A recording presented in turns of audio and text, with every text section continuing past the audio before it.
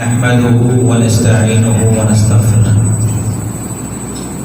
ونعوذ بالله من شرور أنفسنا ومن سيئات أعمالنا من يهده الله فلا مضل له ومن يضلله فلا هادي له وأشهد أن لا إله إلا الله وحده لا شريك له وأشهد أن محمدا عبده ورسوله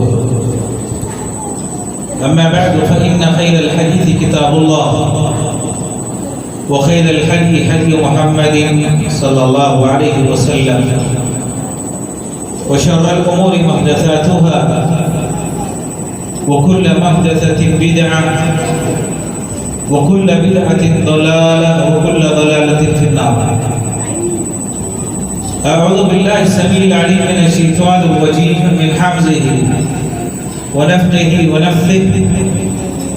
ولله على الناس حج البيت من استطاع إليه سبيلا. رب اشرح لي صدري ويسر لي أمري واحلل عقدة من لساني يفقه قولي. برادران اسلام، خواتین ملت، ہر قسم کی حمد و ثنا بزرگی اور بڑائی، تسبیح اور تحمید اس اللہ جل شانہ کے لیے جو ہر عیب سے پاک ہے اور جو انسانوں کی غلطیوں کو معاف کر کے انہیں کامیابی کا راستہ دکھاتا ہے۔ درود اور سلام ہو ہم سب کے نبی اور رسول سید الاولین والآخرین شفیع المذنبین محمد الرسول اللہ صلی اللہ علیہ وسلم کی ذات مبارکہ پر صلوات ربی وسلامہ وبرکاتہ علیہ۔ برادران اسلام، یہ جو ایام ہیں یا جو مہینے جس سے ہم اور آپ گزر رہے ہیں، یہ ایام حج ہیں، ایام قربانی۔ ان ایام میں بہت ساری ایسی عبادتیں انجام دی جاتی ہیں جو عبادتیں دیگر ایام میں ممکن نہیں ہیں۔ آپ دیکھتے ہیں کہ اللہ تعالیٰ کی کچھ عبادتیں ہمیشہ آپ ادا کر سکتے ہیں، نماز ہے، روزہ ہے، اللہ کے راستے میں صدقہ اور خیرات ہے، لیکن حج ایسی عبادت ہے جو صرف انہی ایام میں ادا ہوتی ہے۔ اس کے علاوہ دیگر ایام میں اگر کوئی حج کرنا چاہے تو نہیں کر سکتا۔ تو یہ عبادت ان ایام سے اور خصوصاً ذی الحجہ اور محرم کے مہینوں سے جڑی ہوئی عبادت ہے، اور یہ وہ عبادت ہے کہ اس عبادت کو سب سے بہترین ایام میں، سب سے اچھے ایام میں ادا کیا جاتا ہے۔ عموماً مسلمان ماہ رمضان کے آخری عشرے کا بہت زیادہ اہتمام کرتے ہیں اور ہونا بھی چاہیے، لیکن ساتھ میں ذی الحجہ کے جو 10 دن ہیں، ان ایام کی جو فضیلت ہے یہ ماہ رمضان کی آخری عشرے کی عبادت سے کسی بھی طرح کم نہیں ہے، بلکہ نبی علیہ السلام نے یہاں تک فرمایا ما من ایام العمل الصالح فیہن احب الی اللہ من هذه الایام العشر، کہ اللہ تعالیٰ کو کسی اور دن، کسی اور مہینے میں عبادت اتنی پسند نہیں جتنی عبادت اللہ تعالیٰ کو ماہ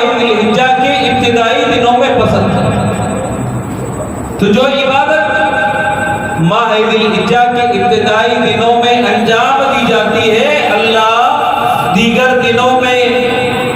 عبادت کے مقابلے میں اس کو زیادہ پسند کرتا ہے، زیادہ قبول کرتا ہے، چاہے صدقہ ہو، چاہے تلاوت قرآن ہو، چاہے روزوں کا اہتمام ہو، چاہے کوئی اور عبادت ہو۔ اگر کوئی آدمی ان 10 دنوں میں عبادت خیر کے کام کرتا ہے تو اللہ بہت زیادہ پسند کرتا ہے۔ صحابہ نے سوال کیا، پوچھا ولا الجہاد فی سبیل اللہ، کہ یا رسول اللہ اگر کوئی آدمی اللہ کے راستے میں دیگر دنوں میں جہاد کرتا ہے تو کیا اس کے مقابلے میں ان دنوں کا عمل بڑا ہوا ہے، اس کی فضیلت زیادہ ہے؟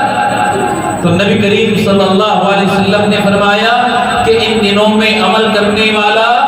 فضیلت میں، مقام میں، مرتبہ میں اور اجر اور ثواب میں اس کا مقام بڑا ہوا ہے، سوائے ایک شخص۔ ایک شخص اگر دیگر دنوں میں اللہ کے راستے میں جہاد کرتا ہے، اپنا مال لے کر نکلتا ہے، اپنی جان لے کر نکلتا ہے، کافروں سے مقابلہ کرتا ہے اور اپنا مال بھی قربان کرتا ہے، اپنی جان بھی اللہ کے راستے میں دے دیتا ہے، تو ان دنوں میں عمل کرنے کے مقابلے میں وہ عمل زیادہ محبوب ہے، وہ عمل زیادہ پسندیدہ ہے۔ ورنہ بقیہ سارے اعمال کے مقابلے میں ان دنوں میں کیا جانے والا عمل اللہ کو زیادہ پیارا ہے، زیادہ محبوب ہے۔ تو اسی لیے مسلمانوں کو چاہیے کہ ان دنوں کی اہمیت کو سمجھیں۔ ابتدائی 10 دن بڑے اہم ہیں۔ نبی کریم صلی اللہ علیہ وسلم ان دنوں میں کثرت کے ساتھ روزہ رکھتے، بلکہ بعض روایتوں میں آتا ہے کہ ابتدائی 9 دنوں میں نبی علیہ السلام روزے کا اہتمام کرتے اور ساتھ میں حج جیسی عبادت اللہ تعالیٰ نے ان دنوں میں عطا کی، اللہ تعالیٰ نے دی ہے۔ تو یہ جو عبادت ہے، اللہ کے راستے میں انسان اپنے گھر سے نکلتا ہے، کعبۃ اللہ پہنچتا ہے، طواف کرتا ہے، وقوف عرفہ کرتا ہے، مزدلفہ میں رات گزارتا ہے، منی میں راتیں گزارتا ہے، تو اللہ کے لیے یہ جو عبادت انجام دیتا ہے، اس عبادت میں ہم مسلمانوں کے لیے بہت ساری عبرت کی چیزیں ہیں، نصیحت کی باتیں ہیں۔ انہیں نصیحت کی باتوں کی طرف میں اشارہ کرنے کی کوشش کروں گا۔ انسان حج کرتا ہے، سب سے پہلا سبق حج اور عمرے سے انسان کو جو حاصل ہوتا ہے، جو ملتا ہے، کہ اگر کوئی آدمی اللہ کے لیے نیک کام کرتا ہے تو اللہ تعالیٰ نیکیوں کو گناہوں کے لیے کفارہ بنا دیتا ہے، نیکیوں کی وجہ سے اس کے گناہ معاف ہو جاتے ہیں، مٹ جاتے ہیں۔ نبی علیہ السلام نے فرمایا من حج فلم يرفث ولم يفسق رجع كيوم ولدته امه۔ کوئی آدمی اللہ کے لیے حج کرتا ہے اور فسق کا، بے حیائی کا کوئی کام وہاں انجام نہیں دیتا، گناہوں سے اپنے آپ کو بچاتا ہے، تو اللہ کے نبی علیہ السلام نے فرمایا کہ حج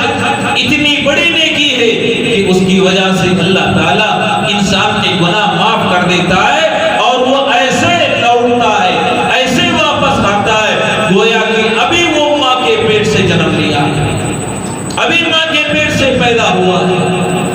ایسے گناہوں سے پاک ہو جاتا ہے، صاف ہو جاتا ہے۔ یہ صرف حج کے ساتھ خاص نہیں، روزوں سے گناہ معاف ہوتے ہیں، زکوٰۃ سے گناہ معاف ہوتے ہیں، نمازوں سے گناہ معاف ہوتے ہیں۔ نبی علیہ السلام نے مثال دی کہ اگر کوئی 5 اوقات کی نماز ادا کرتا ہے تو اس کی مثال 5 اوقات غسل کرنے کی مانند ہے، جس طرح 5 اوقات غسل کرنے والے کے جسم پر کوئی میل، کوئی گندگی باقی نہیں رہتی، ویسے ہی اللہ تعالیٰ 5 اوقات کی نمازیں ادا کرنے پر گناہ مٹا دیتا ہے، معاف کر دیتا ہے۔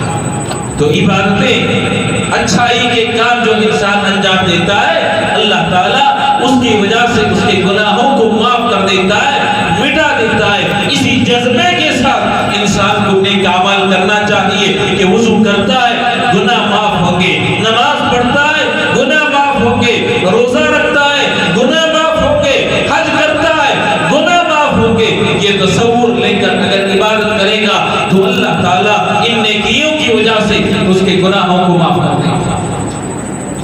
حج کا جو دوسرا سبق، دوسری عبرت کی چیز ہمیں حاصل ہوتی ہے، انسان جب حج کرتا ہے اللہ تعالیٰ نے حکم دیا کہ جیسے انسان حج کی نیت کرے، عمرے کی نیت کرے، اپنے لباس کو نکال دے، سلے ہوئے کپڑے استعمال نہ کرے، نہ پہنے، دو سفید چادریں استعمال کرے۔ انسان اپنے لباس کو نکال کر دو سفید چادریں استعمال کرتا ہے، اپنے گھر بار کو چھوڑ دیتا ہے، مشقتیں اور تکلیفیں برداشت کرتا ہے۔ میرے محترم مسلمان دوستو، دو سفید چادریں پہن کر مکے کا سفر کرنا، اس میں حج کرنا، گویا کہ انسان کو اپنی موت کو یاد دلاتا ہے۔ انسان مرنے کے بعد دنیا سے رخصت ہوتا ہے تو کوئی چیز اپنے ساتھ نہیں لے جاتا، کفن کی کچھ چادریں ہوتی ہیں جو انسان اپنے ساتھ قبر میں لے کر چلا جاتا ہے، ورنہ انسان کا مال، اس کے اسباب، مال و دولت، رشتہ دار، کوئی بھی قبر میں اس کے ساتھ آنے والے نہیں ہیں۔ اگر کوئی چیز اس کے ساتھ آنے والی ہے تو اس کا نیک عمل ہے، یہی قبر میں کام آئیں گے، ورنہ باقی چیزیں انسان کے کچھ کام آنے والی نہیں ہے۔ انسان سفید چادریں احرام کی پہن کر نکلتا ہے تو یہ کفن کو یاد دلاتا ہے کہ مجھے قبر میں انہی چادروں میں جانا ہے، اسی حالت میں رب کے سامنے حاضر ہونا ہے۔ اگر عمل اچھا ہے تو میری کامیابی یقینی ہے، اور اگر عمل برا ہے تو اسی صورت میں ناکامی اور نامرادی میرے ہاتھ آئے گی۔ انسان حج کرتا ہے، اللہ کے لیے عمرہ کرتا ہے، حج اور عمرے سے انسان کو توحید کا سبق حاصل ہوتا ہے۔ میرے دوستو، کعبۃ اللہ میں اسلام کے آنے سے پہلے 360 بت رکھے ہوئے تھے، عبادت ہوتی تھی، پرستش ہوتی تھی۔ مکہ فتح ہوا، نبی علیہ السلام نے بتوں کو ہٹا دیا،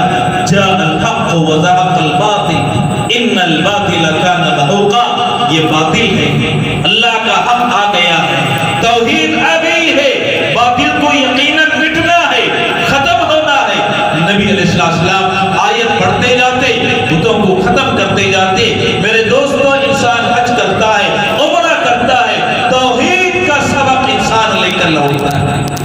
ایک اللہ کی کبریائی، ایک اللہ کی بڑائی کہیں آپ نہیں پائیں گے کہ کعبۃ اللہ میں ہو یا کسی اور مقام پر غیر اللہ کی عبادت ہوتی ہو، غیر اللہ کی پرستش ہوتی ہو۔ انسان اپنی حاجتیں، اپنی ضرورتیں اللہ کے سامنے پیش کرتا ہے، اللہ کے روبرو پیش کرتا ہے ہر جگہ۔ اسی لیے وقوف عرفہ میں نبی علیہ السلام نے فرمایا، عرفہ کے دن اگر کوئی سب سے بہترین ذکر ہے جس کو میں نے ساری انبیاء نے استعمال کیا، لا الہ الا اللہ وحدہ لا شریک لہ لہ الملک ولہ الحمد وہو علی کل شیء قدیر۔ یہ ذکر عرفہ کے دن یوم عرفہ میں کیا جانے والا سب سے بہترین ذکر ہے۔ اللہ تعالیٰ نے جتنے انبیاء، جتنے رسولوں کو مبعوث کیا، عرفہ کے دن اسی ذکر کے کہنے کو سب سے افضل قرار دیا۔ اگر کوئی مسلمان اس کا اعتراف کرتا ہے، لا الہ الا اللہ وحدہ لا شریک لہ لہ الملک ولہ الحمد وہو علی کل شیء قدیر، میرے دوستو، حج اور عمرے کی نیت کرتا ہے، تلبیہ پڑھتے ہوئے نکلتا ہے۔ تلبیہ میں کیا سکھایا گیا؟ رب کی توحید ہے، رب کی کبریائی ہے، رب کی بڑائی ہے، اور غیر اللہ کی عبادت کی نفی ہے۔ یہی پڑھتے ہوئے انسان کعبۃ اللہ پہنچتا ہے۔ عمر فاروق رضی اللہ تعالیٰ طواف کرتے ہوئے کعبۃ اللہ کا حجر اسود کے بوسہ دینے کی باری آئی تو حجر اسود کو بوسہ دیا، اس کے بعد فرمایا، یا حجر انی اعلم انک حجر لا تضر ولا تنفع، ولولا رأيت رسول الله صلی اللہ علیہ وسلم يقبلك ما قبلتك. حجر اسود کو بوسہ دیتے ہوئے فرمایا یا حجر اے پتھر مجھے پتا ہے کہ تو ایک بے جان پتھر ہے، مجھے پتا ہے، مجھے معلوم ہے کہ تو ایک پتھر ہے، لا تضر ولا تنفع، نفع نہیں دے سکتا، کسی کو نقصان نہیں پہنچا سکتا، نفع دینے کی نقصان پہنچانے کی تیرے پاس کوئی صلاحیت نہیں ہے. تو سوال بسا اوقات انسان کے ذہن میں آ سکتا ہے کہ اگر نفع دینے کی طاقت نہیں، نقصان پہنچانے کی طاقت نہیں، تو بوسہ کیوں دیتا، کیوں چھوڑتا ہے، کیوں چھوتا ہے، کیوں اس کا مس کرتا ہے. عمر فاروق رضی اللہ تعالیٰ عنہ اسی قول میں جواب دیا، کہا کہ پتھر مجھے پتا ہے کہ تو ایک بے جان پتھر ہے، نفع نہیں دے سکتا، نقصان نہیں پہنچا سکتا، میں بوسہ اس لیے دے رہا ہوں، چھوٹ اس لیے رہا ہوں کہ میں نے پیارے رسول صلی اللہ علیہ وسلم کو تجھے بوسہ دیتے ہوئے دیکھا. اگر نبی علیہ السلام تجھے بوسہ نہ دیتے تو میں بھی بوسہ نہ دیتا. آپ نے حکم دیا، آپ کے حکم کی تعمیل میں، اتباع میں تجھے بوسہ دے رہا ہوں. اگر آپ بوسہ نہ دیتے تو کبھی میں تجھے بوسہ نہ دیتا. اتباع میں، سنت کی پیروی میں تجھے بوسہ دے رہا ہوں. آپ اندازہ لگائیں وہ پتھر جو جنت سے نازل ہوا ہے، وہ پتھر جو دودھ سے زیادہ سفید تھا، وہ پتھر جو انسان کے گناہوں کو مٹا دیتا ہے، وہ پتھر چومنے والے کے حق میں قیامت کے دن شہادت دے گا. وہ پتھر اگر نقصان نہیں پہنچا سکتا، نفع نہیں دے سکتا، تو دوسرے پتھر نقصان اور نفع کے مالک کیسے ہو سکتے ہیں؟ کوئی اور پتھر کیسے نقصان پہنچا سکتا ہے، کیسے نفع دے سکتے ہیں؟ انسان کو سوچنے کی ضرورت ہے. میرے دوستو، انسان حج کرتا ہے، عمرہ کرتا ہے، سب سے بڑا درس انسان لے کر لوٹتا ہے توحید کا، اخلاص کا، ایک اللہ کی عبادت کا. وہاں کسی بھی مقام پر غیر اللہ کی شرکت آپ کو نظر نہیں آئے گا. حج اور عمرہ کرتے ہوئے انسان توحید کا سبق لے کر لوٹتا ہے، اور توحید کا سبق اللہ تعالیٰ نے قربانی میں بھی انسان کو دیا ہے. قل ان صلاتی ونسکی ومحیای ومماتی للہ رب العالمین. اے نبی صلی اللہ علیہ وسلم آپ کہہ دیجئے قل ان صلاتی میری نمازیں، ونسکی میری قربانی، ومحیای میرا زندہ رہنا، ومماتی میرا مرنا، للہ رب العالمین خالص اکیلے اللہ کے لیے. ان چیزوں میں کسی اور کو شامل نہیں کروں گا. انسان سانس لیتا ہے، اس کی سانسیں رب کی عبادت کے لیے ہے. انسان سانسوں کو روک لیتا ہے، اس کا مرنا رب العالمین کے لیے. انسان قربانی کرتا ہے، قربانی کرنا اللہ کے لیے. انسان نماز پڑھتا ہے، نماز پڑھنا رب العالمین کے لیے. اسی لیے نبی علیہ السلام جب قربانی کرتے، اللہم منک و الیک، اللہم منک و الیک، اے اللہ قربانی کر رہا ہوں، توفیق تو نے دی، یہ تیری توفیق کی وجہ سے. تو نے مال دیا، تو نے دولت دی، تو نے قربانی کی طاقت دی، میں تیرے راستے میں قربانی کر رہا ہوں. محض تیرا فضل ہے، تیرا احسان ہے، تیری توفیق ہے. وہ الیک، اے اللہ یہ تجھے خالص راضی کرنے کے لیے اخلاص کے ساتھ میں قربانی کر رہا ہوں، کسی اور کو شریک نہیں کر رہا ہوں. منک و الیک، تیری جانب سے ہے اور تیری رضا کے لیے میں قربانی کر رہا ہوں. میرے دوستو، انسان سوچ لے کہ بسا اوقات غیر اللہ کے نام پر کتنے جانوروں کی نظر مانی جاتی ہے. کسی اور کے نام پر انسان قربانی کرتا ہے، جانور ذبح کرتا ہے. انسان کو سوچنا چاہیے کہ کسی اور نے یہ جانور عطا نہیں کیا، کسی اور نے نہیں لیا. یہ اللہ کی توفیق سے انسان کو حاصل ہوتا ہے اور اسی کی رضا کے لیے انسان ذبح کرتا ہے. اور اگر ابراہیم علیہ السلام کا اخلاص پایا جائے، آ جائے، تو اللہ تعالیٰ ہماری قربانیوں کو قبول کر لے گا، اس کو نجات کا ذریعہ بنا دے گا. میرے محترم مسلمان دوستو، انسان حج کرتا ہے، اللہ کے راستے میں نکلتا ہے، تو حج کرتے ہوئے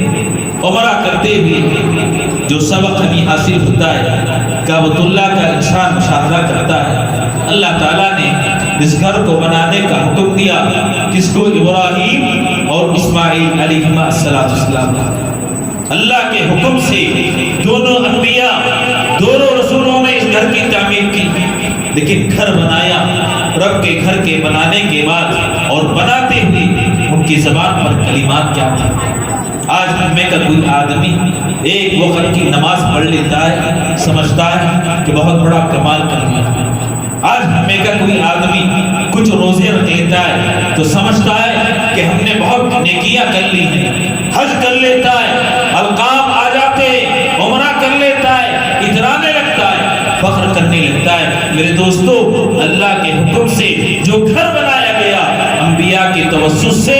وہ بناتے ہوئے زبان پر کلمات کیا تھے ربنا تقبل منا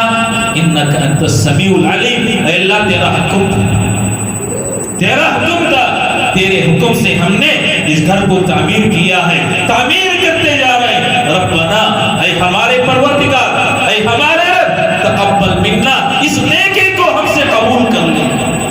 اس نیکی کو قبول کر لے میرے دوستو ابراہیم علیہ السلام اللہ کے خلیل اور اسماعیل علیہ السلام اللہ کے برگزیدہ پیغمبر گھر کی تعمیر کرتے ہوئے دعا کرتے ہیں ربنا تقبل منا اے ہمارے پروردگار ہماری نیکی کو قبول کر لے ہم نمازیں ادا کرتے ہوئے قربانی کرتے ہوئے نیکیاں کرتے ہوئے ہماری زبان پر کیا کلمات ہونی چاہیے یہی کلمات ربنا تقبل منا اے اللہ نماز تو پڑھ رہے لیکن قبول کرنا تیرے ہاتھ میں روزہ تو رکھ رہے لیکن قبولیت تیرے ہاتھ میں ہے حج تو کر رہے لیکن قبولیت تیرے ہاتھ میں خوف کے ساتھ امید کے ساتھ دعا کرتا ہے اللہ تعالیٰ یقیناً قبول کرے گا ایسی نمازیں ایسی دعائیں ایسے روزے ایسے حج کسی کام کے نہیں جو انسان بار بار تو کرتا ہے لیکن اللہ قبول نہ کرے اللہ کی بارگاہ میں قبول نہ ہو ایسے نیکیاں کسی کام آنے والی نہیں ہے یہ لہذا جب بھی کوئی عبادت کرتے ہیں بجائے اترانے کے بجائے تکبر کرنے کے فخر کرنے کے انسان کو چاہیے عاجزی کے ساتھ خوف کھاتے ہوئے رب کے دربار میں دعا کرے قربانی کرتا ہے قربانی کے ایام میں بیماری دیکھی گئی ہے انسان جانور تو خرید لیتا ہے لیکن جانور کو دکھاتے ہوئے کہ میرا جانور اتنا تگڑا ہے اتنا قیمتی ہے اتنا زیادہ گوشت والا ہے دکھاتے ہوئے سارے محلے میں گھمایا جاتا ہے میرے دوستو یہ ہماری قربانیاں رب کے لیے ہے یا محلے والوں کو خوش کرنے کے لیے انسان سوچے قل ان صلاتی آپ کہہ دیجئے میری نماز وہ نسکی میری قربانی وہ محیایا میرا زندہ رہنا وہ مماتی میری موت للہ رب العالمین اللہ رب العالمین کے لا شریک لہ میں ان چیزوں میں کسی اور کو شریک نہیں کروں گا وبذالک امرت مجھے اسی کا حکم دیا گیا ہے کہ اپنی قربانی کو اللہ کے لیے خالص کروں اسی لیے ہم کو چاہیے کہ جو بھی ہم عبادت کرتے ہیں توحید کے ساتھ اخلاص کے ساتھ رب کو راضی کرنے کے لیے سنت کے مطابق انجام دینے کی کوشش کریں اور عبادت کرنے کے بعد اللہ سے دعا کریں کہ اللہ ہماری نیکیوں کو قبول کر لے اور رب کریم سے دعا ہے کہ اللہ تعالیٰ تمام مسلمانوں کو اپنی قربانیاں اپنے حج اپنے عمرے اپنی ساری نیکیاں اسی کے لیے خلوص کے ساتھ ادا کرنے کی توفیق عطا فرمائے اللہ تعالیٰ سنت کے مطابق ہمارے سارے اعمال بنائے جب تک زندہ رکھے توحید اور ایمان پر زندہ رکھے موت دے تو اللہ توحید اور ایمان پر موت عطا فرمائے آمین اقول قولی ھذا واستغفر اللہ لی ولکم ولسائر المسلمین من کل ذنب فاستغفروه انه الغفور الرحیم